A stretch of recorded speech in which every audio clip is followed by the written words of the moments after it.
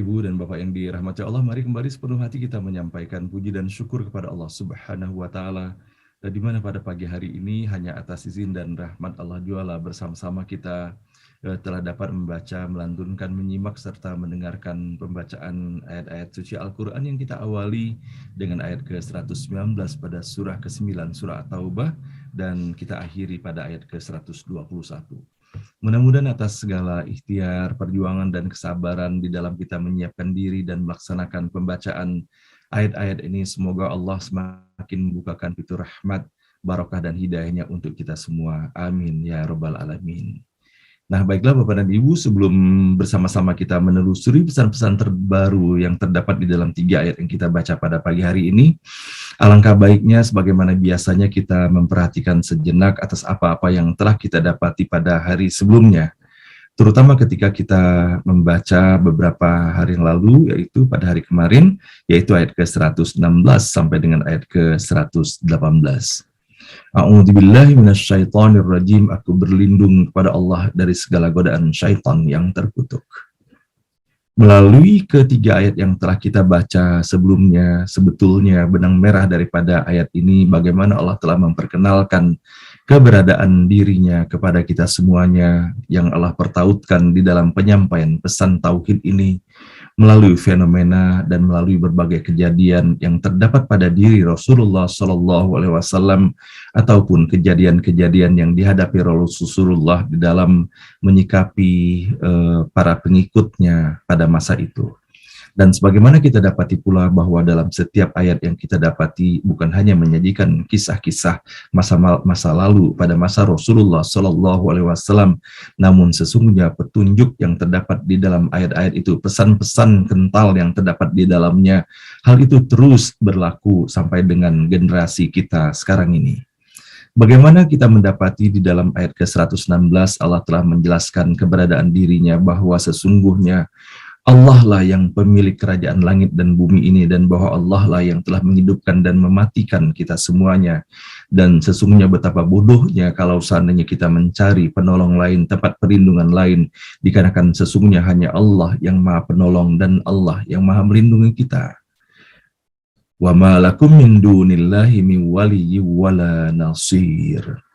Dan begitu juga kita bisa mendapati bahwa bagaimana dengan berbagai kejadian dalam kehidupan Rasulullah dan segala sesuatu yang berlaku pada pengikutnya, kaumnya, baik yang mengikuti ataupun yang membantahnya, kita bisa mendapati bahwa sesungguhnya Allah Maha Pengampun, Allah Maha Penerima Taubat, sepanjang kita menyadari benar kesalahan-kesalahan apa saja yang telah kita lakukan pada hari kemarin ataupun sebelumnya, seraya menyesali, dan bahwa sesungguhnya hal itu adalah memalukan diri kita sendiri di hadapan Allah Subhanahu wa taala, dan kemudian secara sungguh-sungguh kita memohon kepada Allah untuk membukakan pintu ampunan dan taubatnya, maka Allah menjelaskan dalam ayat ke-117 118, innallaha huwa tawwabur rahim innahu bihim raufur rahim, bahwa sesungguhnya Allah Maha Penerima Taubat dan Allah Maha Pengasih.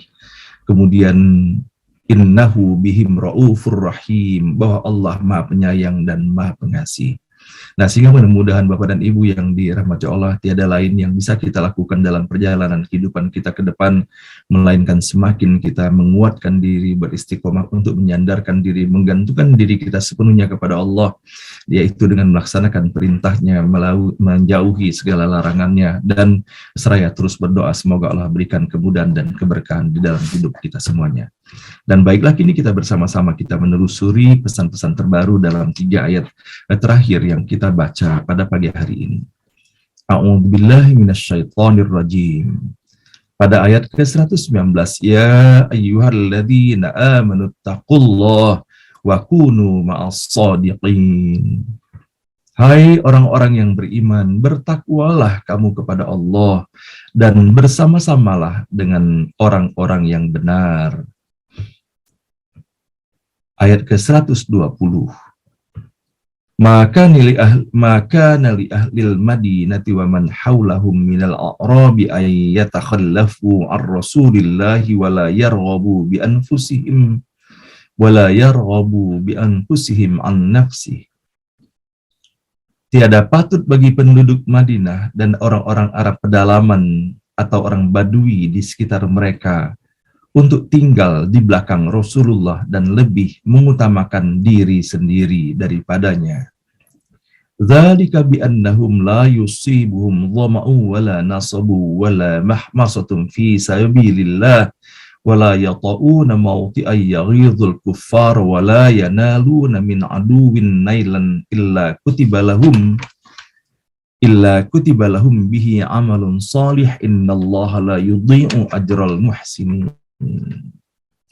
Yang demikian ini karena mereka tidak ditimpa kehausan, keletihan, atau kelaparan di jalan Allah, dan tidak menginjakkan kaki di tempat yang menimbulkan kemarahan orang-orang kafir.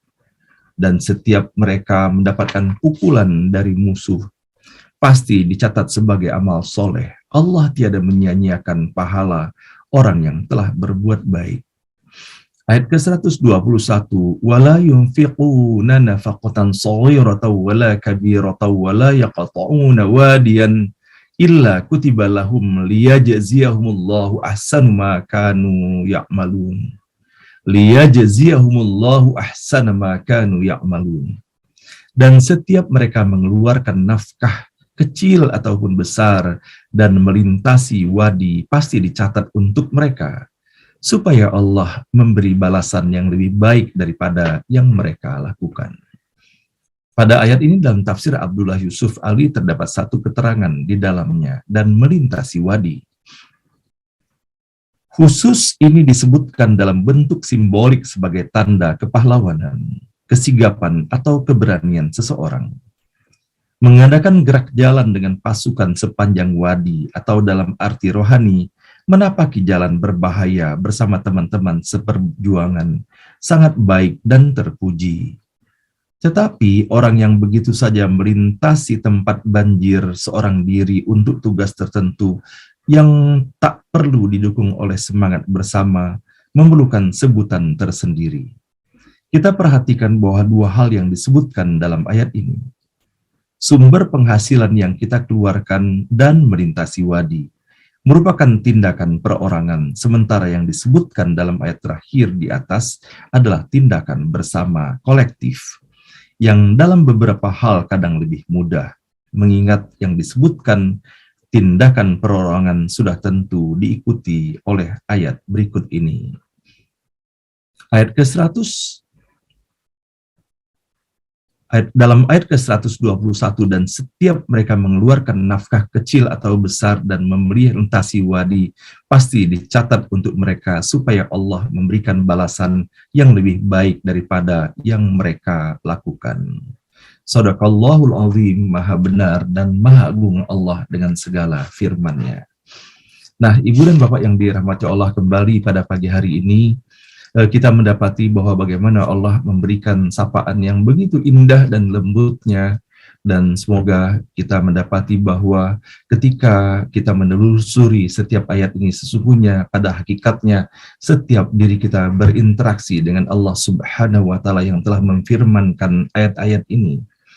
Maka dengan kacamata keimanan kepada Allah Subhanahu wa Ta'ala, sapaan ini pun adalah dialamatkan juga kepada kita semuanya.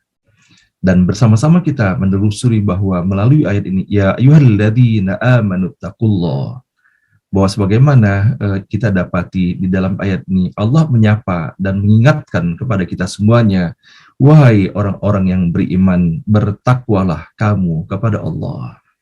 Dan kita bisa mendapati bahwa di dalam Al-Quran begitu banyaknya sapaan-sapaan yang diawali dengan ya ayyuhalladzina amanu dan diikuti dengan perintah ketakwaan kepada Allah, sebagaimana kita bisa mendapati ya ayyuhalladzina amanu taqullaha wal tanzur nafsum ma qaddamat lighad wattaqullaha innallaha khabirum bima ta'malun. Dan itulah yang kita dapati pada ayat-ayat di bagian akhir daripada surah Al-Hasyr, sebelum kemudian kita bisa mendapati rangkaian ayat-ayat yang terkait dengan Asma'ul Husna yang selalu kita baca setiap pagi hari ini. Dan kemudian kita bisa mendapati bahwa setelah Allah menyampaikan perintah bertakwa kepada Allah, maka Allah menyampaikan kepada kita wa kunu ma'as shadiqin, dan bersama-samalah kamu dengan orang-orang yang benar, benar pula dalam kata, dan benar pula di dalam perbuatannya. Nah, kalau misalnya kita memperhatikan Bapak dan Ibu, di dalam Al-Quran lebih daripada 70 ayat yang menggunakan kata shodiqin ini, dan kalau misalnya kita memperhatikan bahwa bagaimana kata shodiqin ini terbanyak digunakan di dalam Al-Quran, in kuntum shodiqin, dalam bentuk kalau seandainya kamu menjadi orang-orang yang benar.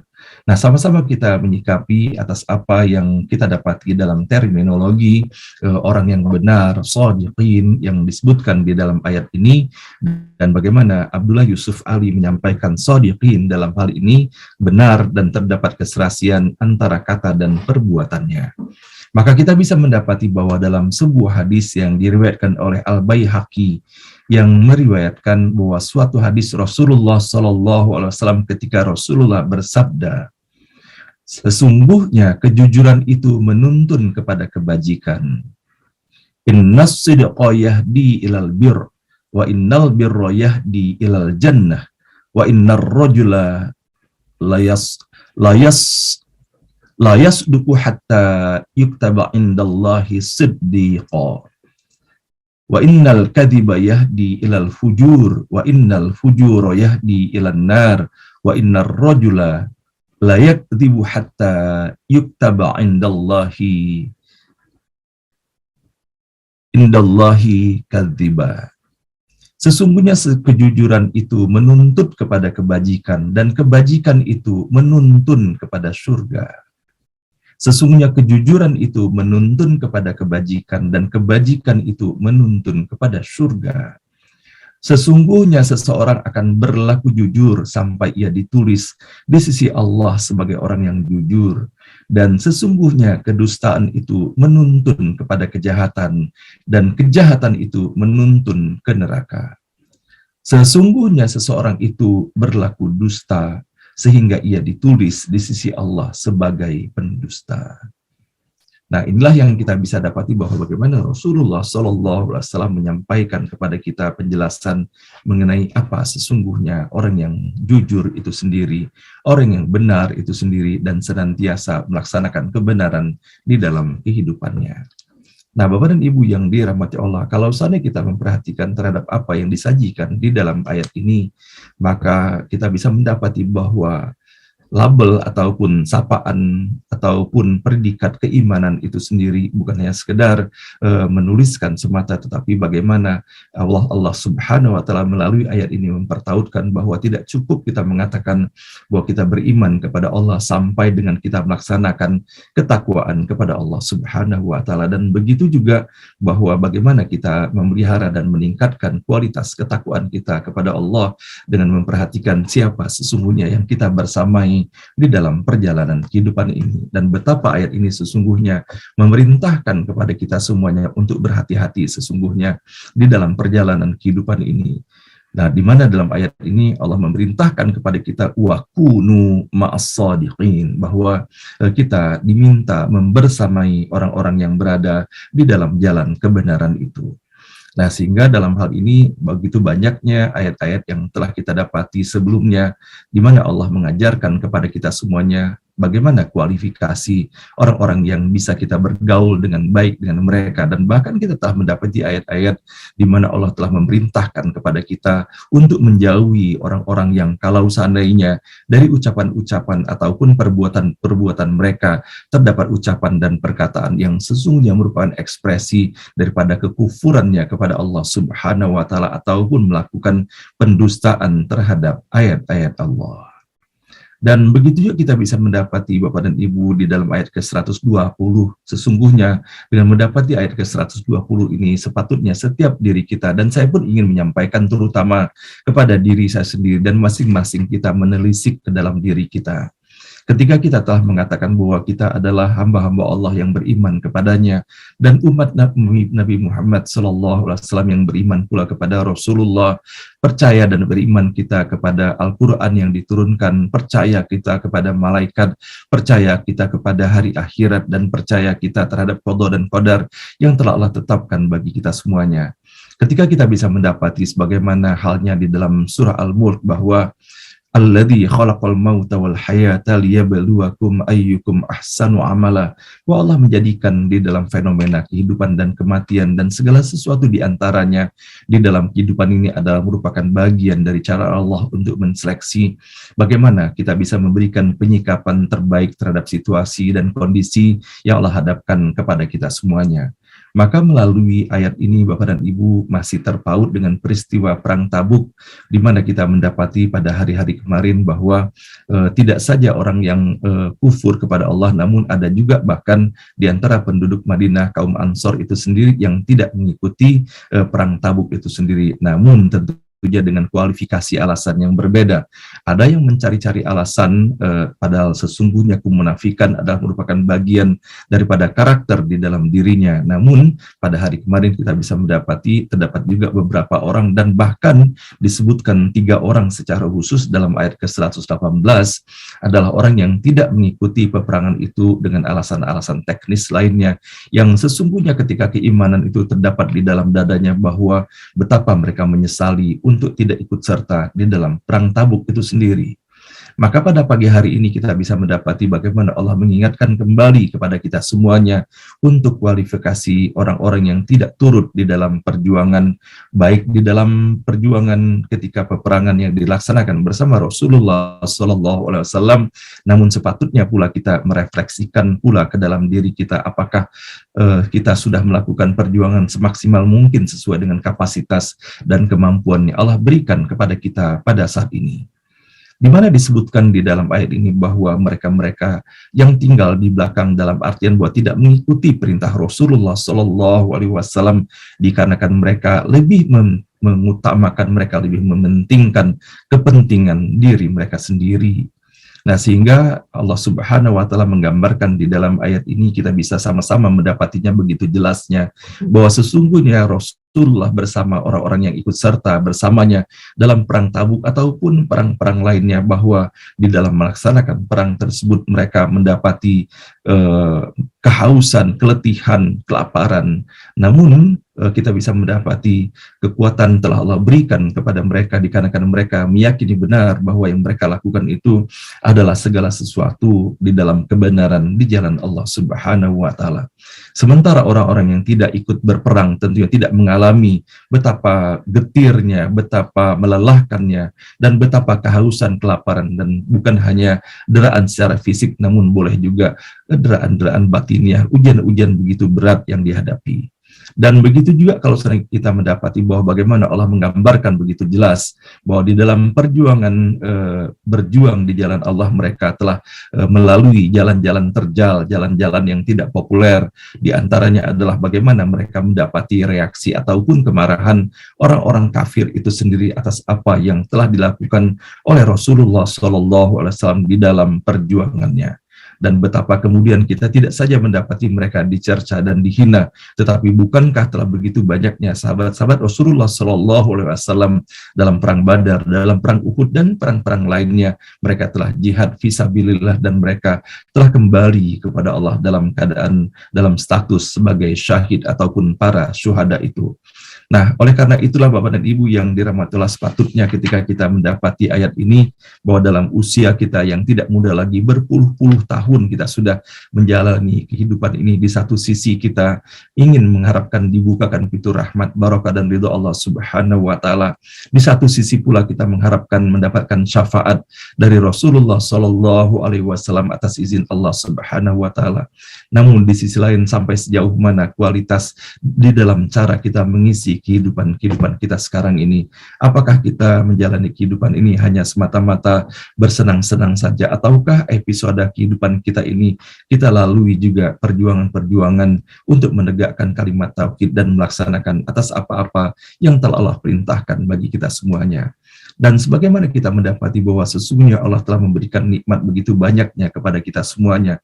Allah yang Maha Pemberi rezeki itu. Namun di sisi lain Allah mengingatkan kepada kita bahwa di dalam setiap anugerah yang telah Allah berikan kepada kita terdapat hak-hak orang lain yang terdapat di dalamnya.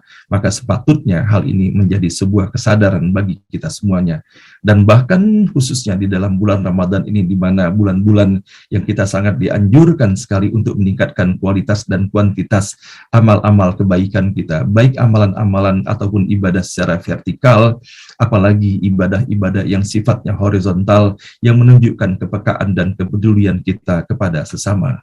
Maka kita bisa mendapati bahwa kita berlomba-lomba di bulan Ramadan ini mengeluarkan infak, mengeluarkan sedekah, dan mengeluarkan zakat. Dan sesungguhnya Bapak dan Ibu yang dirahmati Allah, sebagaimana telah kita dapati melalui ayat-ayat sebelumnya, bahwa ketika kita bersedekah bukan hanya berupa harta, bukan hanya berupa materi, namun sesungguhnya Allah memberikan peluang yang banyak sekali bagi kita untuk bersedekah di dalam kehidupan ini. Dan pada akhirnya kita bisa mendapati bahwa ketika Rasulullah mengingatkan kullukum ra' wa kullukum mas'ulun ar-ra'iyatihi, bahwa setiap kita adalah pemimpin dan setiap kita akan diminta pertanggungjawabannya. Maka sebagaimana kita bisa mendapati nanti setelah kita melaksanakan ibadah puasa selama 1 bulan penuh, kita akan memasuki nanti Hari Raya Idul Fitri. Dan bukankah kita setiap Hari Raya Idul Fitri, sebelum kita melaksanakan sholat Idul Fitri itu kita sudah harus menuntaskan zakat fitrah kita. Dan kalau kita perhatikan secara seksama bahwa zakat fitrah itu tidak berbicara mengenai kaya dan miskin, tetapi setiap orang wajib mengeluarkan zakat fitrah itu sendiri. Dan bahkan kalau kita perhatikan, bayi yang baru lahir pun telah diwajibkan untuk membayarkan zakat fitrah itu, tentunya dengan kemampuan yang dimiliki oleh orang tuanya. Satu hal yang kita harus ambil dari sini, Bapak Ibu sekalian, fitrah yang Allah berikan kepada kita semuanya bukan hanya fitrah secara fisik, tetapi sesungguhnya adalah bagaimana fitrah yang secara universal. Bukankah kita semua diberi, Bapak dan Ibu, rasa kasih sayang? Bukankah kita semua diberi semangat untuk terus belajar? Bukankah kita diberi segala sesuatu yang melekat dalam tubuh ini, sehingga kalaupun toh kita tidak bisa memberikan sedekah secara fisik berupa materi, dengan memberikan bantuan dengan tenaga pun adalah merupakan bagian daripada sedekah kita pula. Maka dari itu Bapak dan Ibu yang dirahmati Allah, betapa sesungguhnya kalau saat kita memperhatikan benar, rasanya perlu kita menelisik ke dalam diri nikmat-nikmat apa saja yang telah Allah berikan kepada kita. Dan sudahkah di dalam nikmat-nikmat yang telah Allah berikan ini telah kita salurkan pula kepada orang-orang yang memang berhak untuk mendapatkannya. Ketika kita memiliki harta, maka kita wajib menyalurkannya kepada mereka yang memerlukannya. Begitu juga ketika Allah memberikan segala kelebihan lainnya di dalam kehidupan ini, maka wajib pula kita mendistribusikannya kepada orang-orang yang berada di seputar kita. Nah, sehingga mudah-mudahan dengan cara demikianlah kita terus berupaya memohon keridhaan Allah Subhanahu wa Ta'ala agar misi kehidupan yang telah Allah titipkan bagi kita semuanya, wa ma arsalnaka illa rahmatal lil alamin, bukan hanya terdapat pada diri Rasulullah sallallahu alaihi wasallam, namun kepada kita semuanya sebagai umat Nabi Muhammad sallallahu alaihi wasallam, maka kita berkewajiban pula untuk memberikan kemaslahatan di dalam kehidupan ini, dari radius sekecil-kecilnya sampai dengan radius sebesar-besarnya, sehingga mudah-mudahan kita menjadi orang-orang yang bermakna di dalam kehidupan ini dan mendapatkan keridhaan Allah Subhanahu wa Ta'ala. Dan pada akhirnya kita bisa mendapati bahwa bagaimana Allah menyebutkan di dalam ayat ke-121, dan setiap mereka mengeluarkan nafkah kecil ataupun besar dan melintasi wadi, pasti dicatat untuk mereka supaya Allah memberikan balasan yang lebih baik daripada yang mereka lakukan. Sehingga kalau saat kita memperhatikan Bapak dan Ibu yang dirahmati Allah, betapa sesungguhnya atas segala sesuatu yang kita infakkan tersebut pada akhirnya akan berpulang kepada diri kita sendiri. In ahsantum li anfusikum. Kalau saat kita berbuat baik, hakikatnya kita adalah berbuat baik kepada diri kita sendiri. Dan bagaimana kita bisa mendapati bahwa Allah Subhanahu wa Ta'ala menggambarkan begitu banyaknya di dalam Al-Quran bahwa kehidupan ini bagaikan sebuah perniagaan di sisi Allah Subhanahu wa Ta'ala, di mana Allah akan memberikan reward atas apa yang telah kita lakukan di dalam kehidupan ini.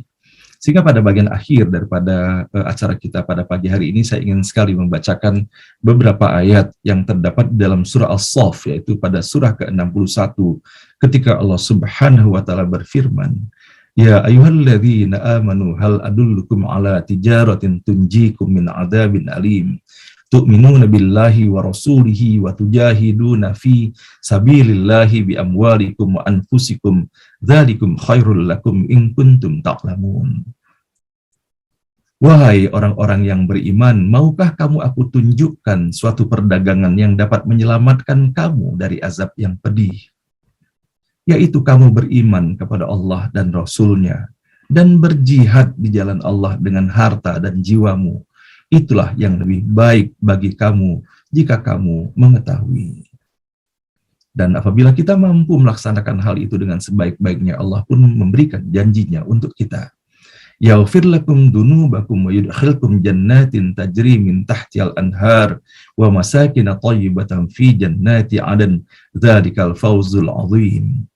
Niscaya Allah mengampuni dosa-dosamu dan memasukkan kamu ke dalam surga yang mengalir di bawahnya sungai-sungai dan ke tempat-tempat tinggal yang baik di dalam surga Aden. Itulah kemenangan yang agung. Dan Allah pun melanjutkan di dalam ayat ke-13, wa ukhra tuhibbunaha nasrum minallahi wa fathun qarib wa basyiril mu'minin. Dan ada lagi karunia yang lain yang kamu sukai, yaitu pertolongan dari Allah dan kemenangan yang dekat waktunya. Dan sampaikanlah berita gembira kepada orang-orang yang beriman. Nah, inilah Bapak dan Ibu sekalian yang dirahmati Allah yang kita dapati pada pagi hari ini. Mudah-mudahan Bapak dan Ibu di tengah rasa syukur kita kepada Allah Subhanahu wa Ta'ala dengan menikmati setiap anugerah yang telah Allah berikan kepada kita semuanya, sepatutnya hal ini tidak membuat kita ternina-bobokkan di dalam kenikmatan itu, namun kita melihat dan menelisik kembali ke dalam diri ini, apalagi mengingat bahwa pada saatnya nanti kita harus kembali kepada Allah, apalagi dalam usia-usia kita sekarang ini, yang boleh jadi usia kita telah mendekati usia Rasulullah, dan bahkan boleh jadi sudah melebihi daripada apa yang didapati oleh Rasulullah pada usianya 63 tahun itu. Sehingga kalau misalnya kita memperhatikan, boleh jadi esok atau lusa kita sudah kembali kepada Allah. Maka bersama-sama kita menyikapi di dalam ayat yang kita baca pada pagi hari ini, khususnya pada ayat ke-120 dan 121, bersama-sama kita melakukan penghitungan kembali. Sudahkah secara maksimal kita melakukan segala sesuatu di dalam kehidupan ini, benar-benar perjuangan di jalan Allah, yaitu bagaimana kita menyikapi yang terbaik setiap anugerah yang telah diberikan tersebut, bukan hanya untuk diri kita pribadi, tetapi juga terhadap orang-orang yang berada di seputar kita semuanya. Demikian Bapak dan Ibu, Shadaqallahul Azim, Maha benar dan Maha agung Allah dengan segala firman-Nya. Mudah-mudahan atas apa yang kita dapati pada pagi hari ini di dalam ayat ke-119 sampai dengan ayat ke-121, Allah berikan kemudahan, keistiqomahan bagi kita untuk terus mempelajari kembali, untuk menerawang lebih jauh lagi pesan-pesan apalagi sesungguhnya yang terdapat di dalam ayat-ayat yang kita baca ini. Betapa luasnya nikmat dan karunia Allah, dan begitu juga betapa luas tidak terhingganya pesan-pesan yang terkandung di dalam setiap huruf kata dan ayat ini. Semoga ketika Allah memberikan kemudahan bagi kita untuk menelusuri kembali, mengulangnya kembali, tidak hanya membacanya dengan tartil, namun juga kita berusaha mentadaburi dan berupaya memetik pesan-pesan terkandung di dalamnya. Maka semoga Allah membukakan pintu rahmat, barakah dan hidayahnya untuk kita semuanya.